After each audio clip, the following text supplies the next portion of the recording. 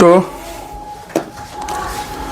NCERT class 10th का exercise 4.3 का question number 6। तो ये भी क्वेश्चन 5 अंक के लिए है। इस क्वेश्चन में क्या कह रहा है कि एक आयताकार खेत का विकर्ण उसकी छोटी भुजा से 60 मीटर अधिक लंबा है। यदि बड़ी भुजा छोटी भुजा से 30 मीटर अधिक हो तो खेत की भुजाएं ज्ञात करें। तो इसके लिए तो पहले फिगर बनानी पड़ेगी क्या। इस साइड में हम फिगर बना लेते हैं। पहले इधर आयत का फिगर कैसा होता है, 4 भुजाएं होगी और आमने सामने की भुजाएं आयत की क्या होती है, बराबर होती है, समान होती है ना। तो आयताकार खेत का जो विकर्ण है इसको समझ लो। ये आयताकार खेत का क्या है, विकर्ण हुआ। तो आयताकार खेत का विकर्ण उसकी छोटी भुजा ये है, इसको मान लेते हैं ये x मीटर है। छोटी भुजा से 60 मीटर अधिक है कौन, विकर्ण। तो ये जो विकर्ण है तो ये 60 मीटर अधिक है किससे,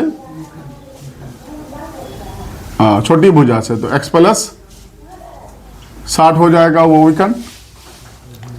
यदि बड़ी भुजा छोटी भुजा से 30 मीटर अधिक हो, ये बड़ी भुजा ये दिख रहा है, 4 भुजाएं ना है, ये तो आमने सामने वाला दोनों बराबर होगा, ये आमने सामने दोनों बराबर 4 भुजाएं। ये छोटी भुजा दिखने में भी लग रहा है, ये बड़ी भुजा है और ये क्या है, विकर्ण है ना आयत का।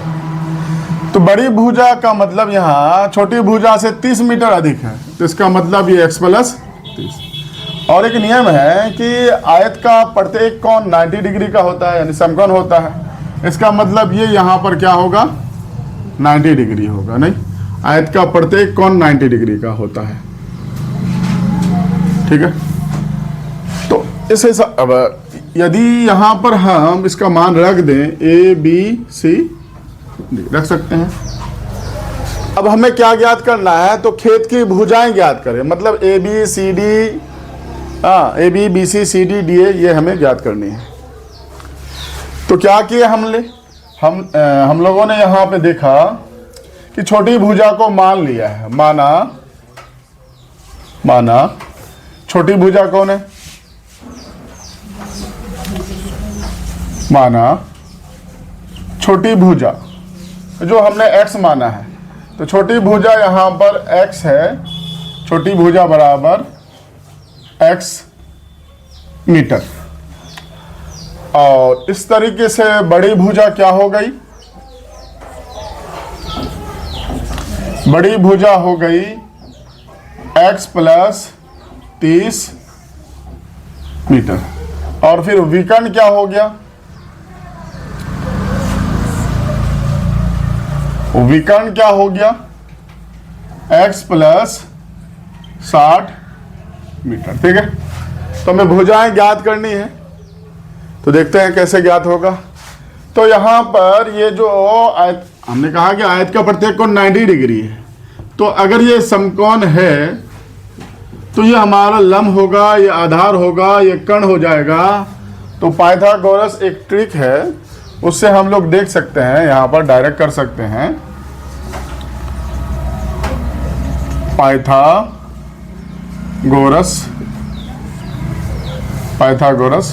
प्रमेय से। तो पाइथागोरस प्रमेय से या पाइथागोरस ट्रिक से। तो पाइथागोरस प्रमेय से क्या होती है, पाइथागोरस प्रमेय से कर्ण स्क्वायर बराबर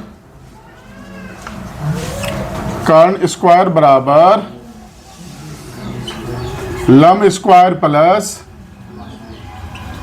आधार स्क्वायर, ठीक है। ये पाइथागोरस प्रमेय से कर्ण स्क्वायर बराबर लंब स्क्वायर प्लस आधार, ये फॉर्मूला इसे याद कर लीजिएगा। ये सिर्फ समकोण त्रिभुज में ही लागू होगा, पर वहाँ पे सारा चीज़ चित्र में दिखाया गया है, हमें यहाँ लिखने की ज़रूरत नहीं है कि ABCD एक आयत है, उसका प्रत्येक कोण समकोण होता है, तब जाकर के हम ऐसा लिखेंगे। चित्र में सारा दर्शाया हुआ है, हम यहाँ डायरेक्ट ऐसे कर सकते हैं। ये कर्ण का मान, कर्ण ही तो विकर्ण है, कर्ण ही क्या है, विकर्ण है। वो कितना है, x प्लस 60 है, पर स्क्वायर है। लम कितना है, लम का मतलब वो यानी छोटी भुजा, वो आपका x है, और आधार यानी आपका x प्लस 30 है।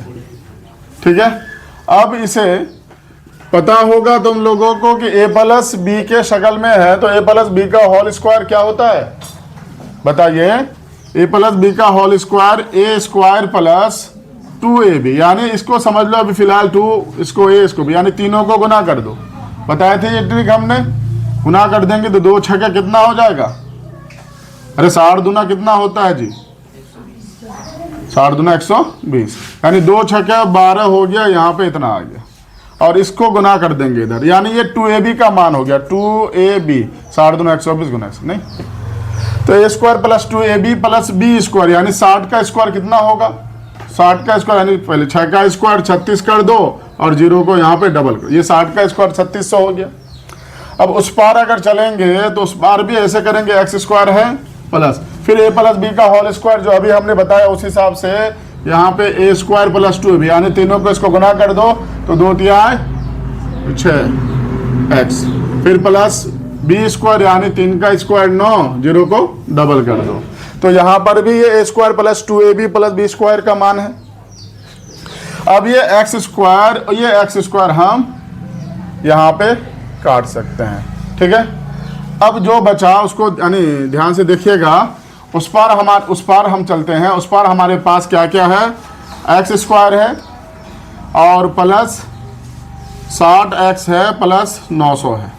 अब इस पार वाला उस पार लेके जाते हैं, ये 120 उस पार जाएगा माइनस 120, ये प्लस 3600 उस पार जाएगा माइनस 3600, ये सब उस पार चला गया तो इस पार बचा 0। अब यहाँ पर क्या होगा, एक्स स्क्वायर, अब यहाँ ध्यान दीजिए 60 है और 120 में से 60 घटेगा तो माइनस 60 बचेगा, 120 में से 60 कितना होता है 120, माइनस वाला बड़ा है तो इसलिए हमने माइनस दिया। फिर यहाँ पे 900 है और 3600, तो 9 या 27 9 चौक 36, तो यहाँ पे माइनस 36 है, यहाँ प्लस 900 है, तो 36 में 9 घटेगा तो कितना बचेगा, 9 या 27, यानी 2700 बचेगा, बराबर क्या हो गया 0, घटा के देख लोगे 3600 में 900 घटेगा 27। अब इसका ये तो द्विघात समीकरण का रूप है, अब इसको गुणनखंड विधि से करो या द्विघात सूत्र से करो। अगर गुणनखंड से करोगे तो फैक्टर चाहिए, तो फैक्टर मेरे ख्याल से आसानी से आ जाएगा। तो देखिए अब यहाँ फैक्टर कैसे बनाओगे, यह 2700 है, अगर हम यहाँ पर 90 को 30 से गुना करते हैं तो 9 या 27 हो जाएगा, 0 0 डबल 0 हो जाएगा। माइनस में लाना है, बीच वाला यहाँ पे माइनस है, हाँ तो हम इस पे माइनस लगाएंगे, इस पे प्लस लगाएंगे, तो 90 में 30 घटेगा, माइनस 60 बचेगा, फिर माइनस 90 को प्लस 30 से गुना करेंगे तो फिर माइनस 2700 मिल जाएगा, गुना करने पर माइनस 2700 मिल जाएगा और घटाने पर माइनस 60 मिल जाएगा। बिल्कुल सही फैक्टर बना है। आप यहाँ पर इसको लिख दीजिए 90x और फिर प्लस 30x, ठीक है, ये बन गया। बाकी अंत में जो था वो तो सेम होगा नहीं। अब यहाँ कॉमन की बार, इन दोनों में अलग सोचो, इन दोनों में अलग सोचो। इन दोनों में ऐसा क्या है जो कॉमन आएगा, तो यहाँ पे x निकाल लिए तो x बचा, यहाँ पे x निकल गया तो 90 बचा, इसका हो गया। अब इन दोनों का में ये वाला चीज यहाँ भी आता है, ये वाला चीज x माइनस 90 यहाँ भी होगा। अब हमको सोचना है कि यहाँ पे प्लस 30x आएगा कैसे, तो हमारे पास x है, अगर हम प्लस 30 से इसको गुना कर देंगे तो क्या हो जाएगा प्लस 30x, और प्लस माइनस माइनस इसको गुना करने पर वो आएगा ही। अब फैक्टर जो हमारे पास बना था माइनस 90, इसका मतलब इसका आंसर क्या हो जाएगा प्लस 90, और प्लस 30 तो माइनस 30, लेकिन दूरी कभी माइनस नहीं होता है, इसलिए ये मान नहीं होगा। हमारा सही मान क्या हो जाएगा 90 हो जाएगा। फिलहाल देखते हैं,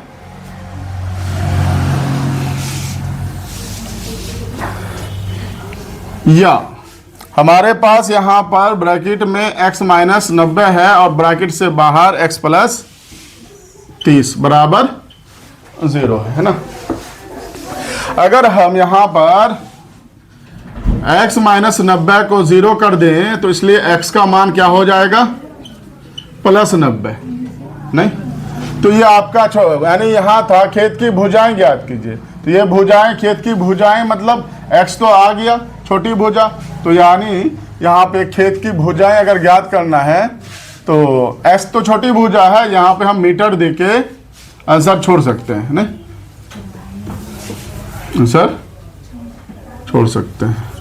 लेकिन यहाँ पर ये भी तो है, अगर हम x प्लस 30 को 0 मानते हैं तो यहाँ पे x का मान माइनस इतना आता है, और हमने कहा दूरी कभी माइनस में नहीं होता है, इसलिए हम यहाँ कह देंगे naught is equal to x naught is equal to -30, यानी माइनस में मान नहीं होगा। तो छोटी भुजा आ गई और बड़ी भुजा निकालनी है, तो और क्या करेंगे, और बड़ी भुजा हमारे पास है कितना, x प्लस 30 है, x का मान तो 90 आया और प्लस 30, तो 90 और 3 9 3 कितना होता है 12, 0 का 0 120 मीटर। तो इस तरीके से ये आयताकार खेत की भुजाएं आ गई, यानी एक आ गया आपका 90 मीटर, एक दूसरा आ गया, यानी छोटी भुजा जो है वो 90 मीटर की और बड़ी भुजा जो है 120 मीटर की आ गई। ठीक है, तो ये अगर 90 मीटर है तो इसका मतलब ये भी सामने वाला 90 होगा, दोनों बराबर है। ये अगर 120 आया तो ये भी 120। हमको विकर्ण नहीं ज्ञात करना है। देख लीजिए एक बार क्वेश्चन को, एक आयताकार खेत का विकर्ण उसकी छोटी भुजा से 60 मीटर अधिक लंबा है। यदि बड़ी भुजा छोटी भुजा से 30 मीटर अधिक हो तो खेत की भुजाएं ज्ञात करें। तो यहाँ खेत की भुजाएं आपका एक x है और एक x प्लस 30 है। x प्लस 60 तो आपका विकर्ण था, वो आपको ज्ञात नहीं करना है। ठीक है, नोट कर लीजिए इसको।